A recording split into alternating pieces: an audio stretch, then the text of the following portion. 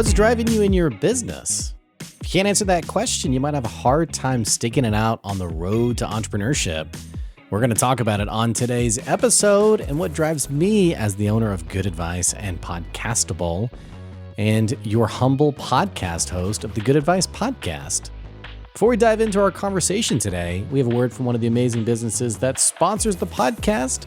We'll be right back soon. There's one single piece of advice that I give to business owners who are ready to scale their business drastically. And that's knowing exactly what you need to hand off so that you can continue focusing on what you're an expert in.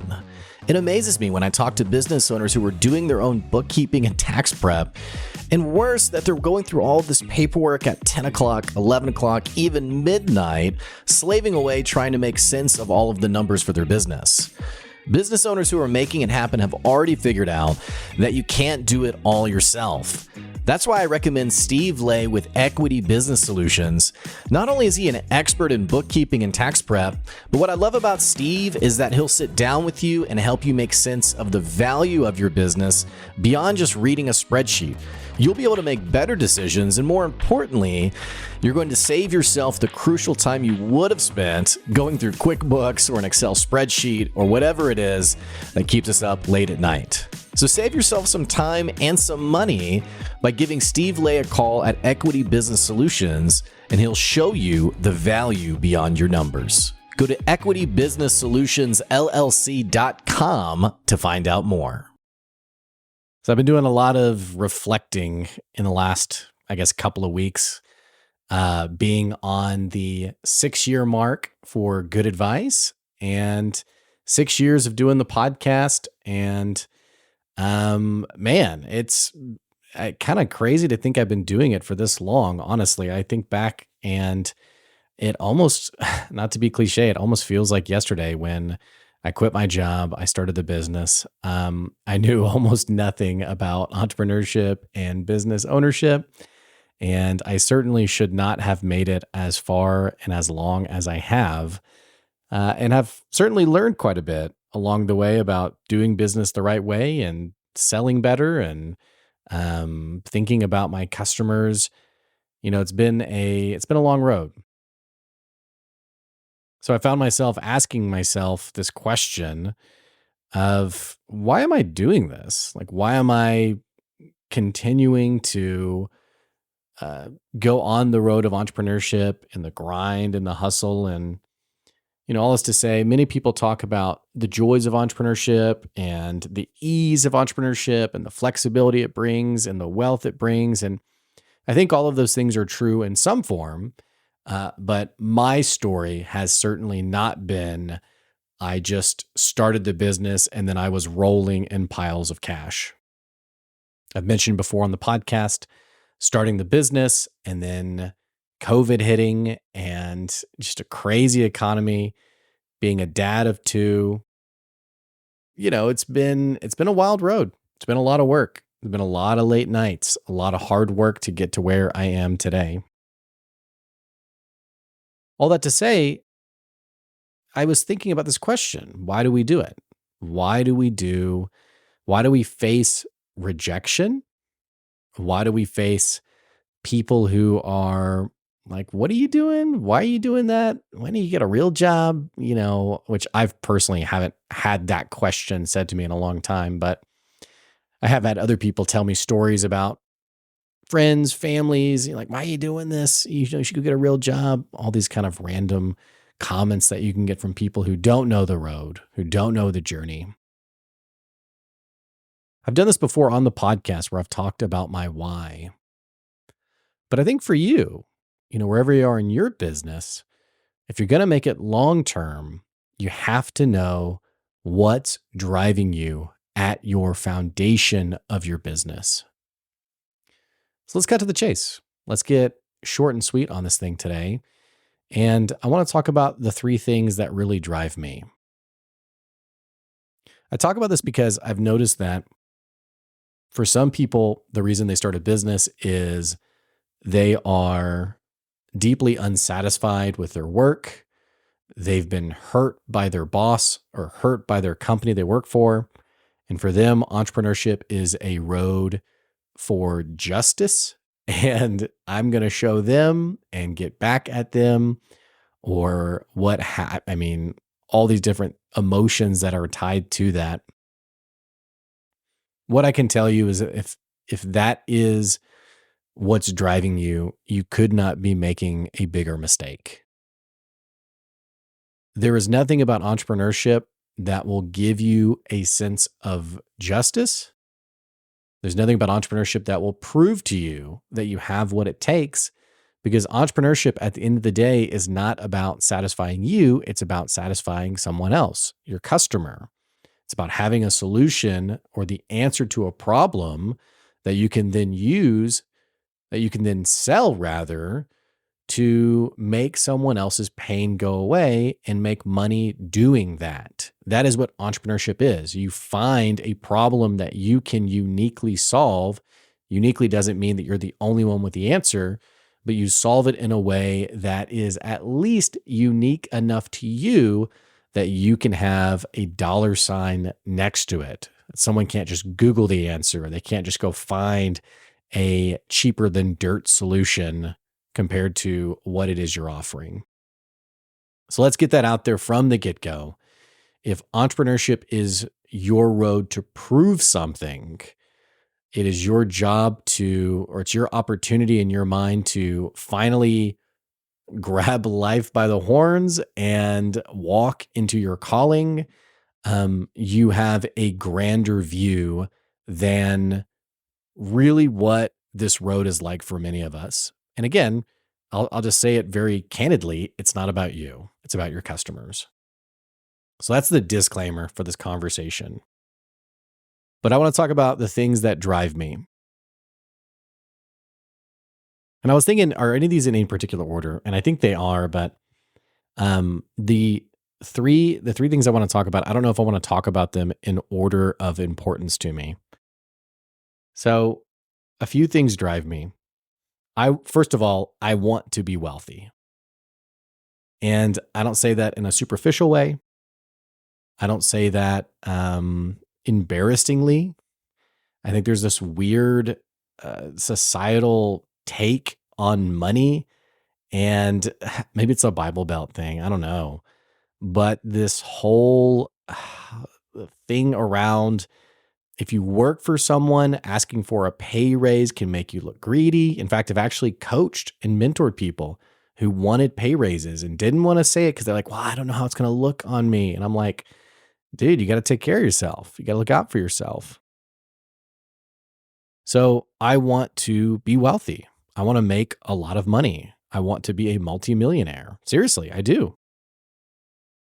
And I can just tell you right off the bat, it's not because I want to buy a fancy car. I could not care less about fancy cars, fancy stuff, or anything like that. My wife and I, we have had a heart for compassion and generosity. And I'll say this, those of you who know me long-term and have listened to the show long-term, you know I'm authentic when I say this.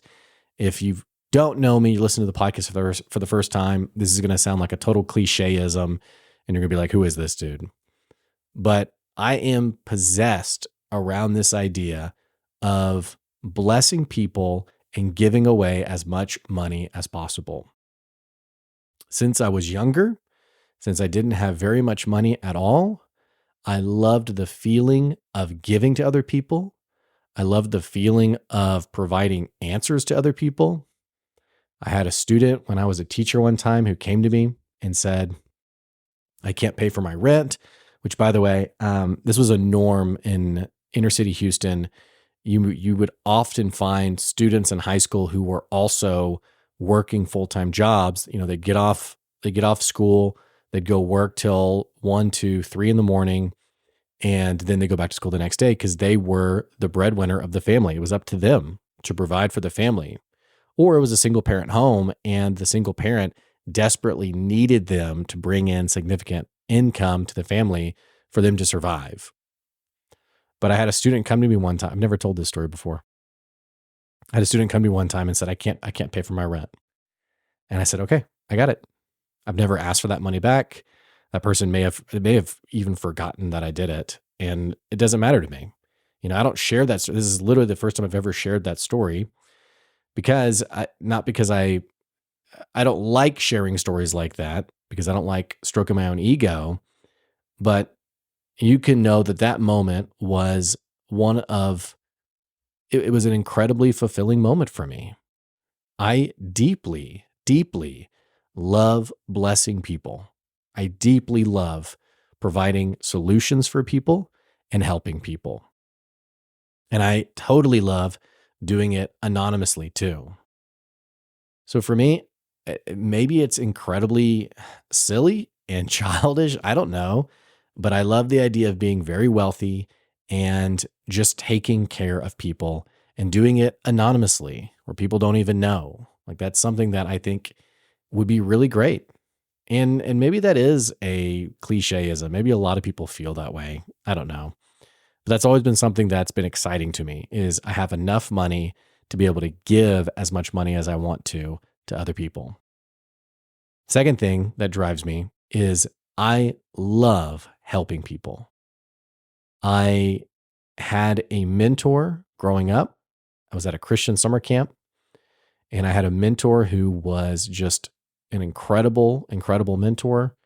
And if I could sum up the things that he taught me, it was you are on this earth to impact other people in a positive way.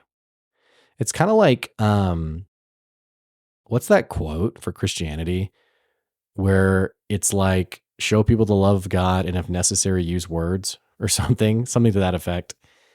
I have always had a passion around speaking positively into people, making a positive impact on people and leaving this place better than I found it.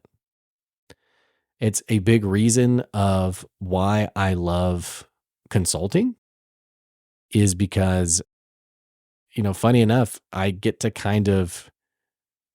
impact people with their businesses in a topic that I myself really enjoy. I love business. I love entrepreneurship.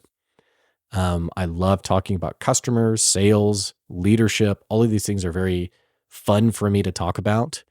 But to be able to sit down with someone one on one and give them advice and perspective and lead them and to see their business flourish. It's not so that I can take a picture of their business and put it on my website and say, "Hey, look what I did." It's so that when my head hits the pillow at night, I know I made a positive impact on someone. I have a cork board in my office. It has a number. I'm looking at it right now. There's probably 24 letters on here. Letters that people have sent me over the years, the impact I made in their life. Again, if you don't know me, this sounds so incredibly egotistic. But if you know me long term, I'm not mentioning any of this to stroke my own ego. That is just fuel for me. It's the only reason I do anything at all. It's the only reason that I continue to do good advice day after day and go through all the challenges of entrepreneurship. And then my third reason for why I do what I do is I deeply feel like I was put on this planet to be a dad. I have two kids. They're 4 and 2 years old. To be able to spend time with them is one of the most rewarding things in my life. I love being able to see them, to talk to them, and spend time with them. I love my dad. I love my dad. I've told my dad he is a good dad.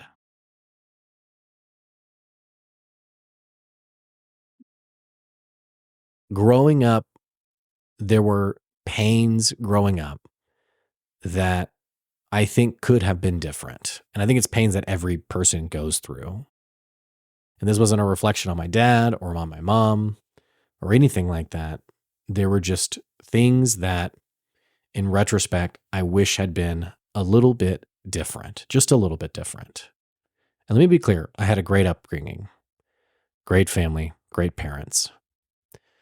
But as I think back to those younger days, I think for my kids, I want them to have a dad who's present, who talks to them, who is a mentor to them, who challenges them, who can have honest conversations with them, and above all of that, who has a relationship with them.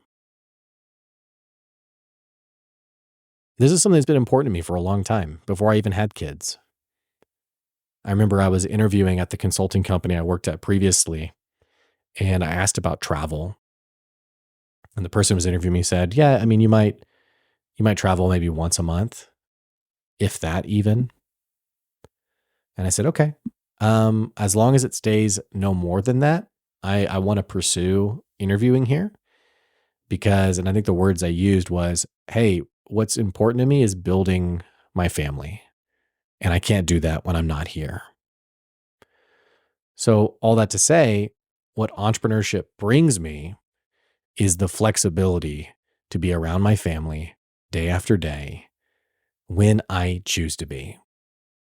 And when there's emergencies, like when my daughter sticks a bead up her nose and we have to go to the hospital, it's only through running a business that I'm able to, take time off to spend that time with her through that whole fun process. And not that, I think people who work remotely are very blessed in that, they have that flexibility too. But it was never important to me to travel all over the country. It was never important to me to go from business meeting to business meeting. I wanted to be home. I wanted to be around my kids even before I had them. Even today, I work crazy long hours. I work very long hours. But the ability to have a home office and be around them, all of that is truly special to me. Thinking about it, those are really the only three things that really drive me. It's really the only three things that drive me. I mean, there's other things I would want people to get from me. I would want people to see my integrity. I would want people to see that, hey, this person has a way to do business that is ethical and right.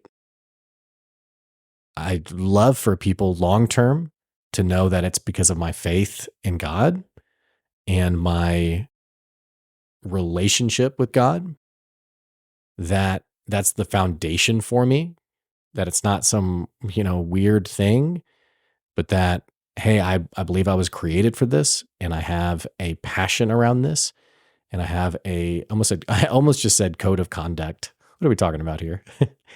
But I have a code by how I do things. These things are a compass for me. And when you're in a storm, you need your compass to show you the way that you're going. So for you, what is driving you? What's your compass? What are the things that you really care about? And here's what I've learned over the years, is that it's hard for people to answer this question because I think it's hard for people to be truly honest with themselves. I think sometimes we say what we think other people want to hear, even when no one's actually listening. We practice and rehearse the things we would say as if someone was to ask, rather than having an honest conversation about what drives us. But if you're going to make it long term, you need that compass to help you weather the storm. Hey, that's our episode today. Thanks so much for listening to the show and tuning in today. Be back next week for more good advice on the Good Advice Podcast. And if you're a first-time listener, thanks for tuning in and listening through the podcast today. Don't forget to click the subscribe or follow button so you can keep getting good advice wherever you are. All that to say, thank you to those of you who have supported the podcast long-term. That's today's good advice. We'll see you later. Bye-bye.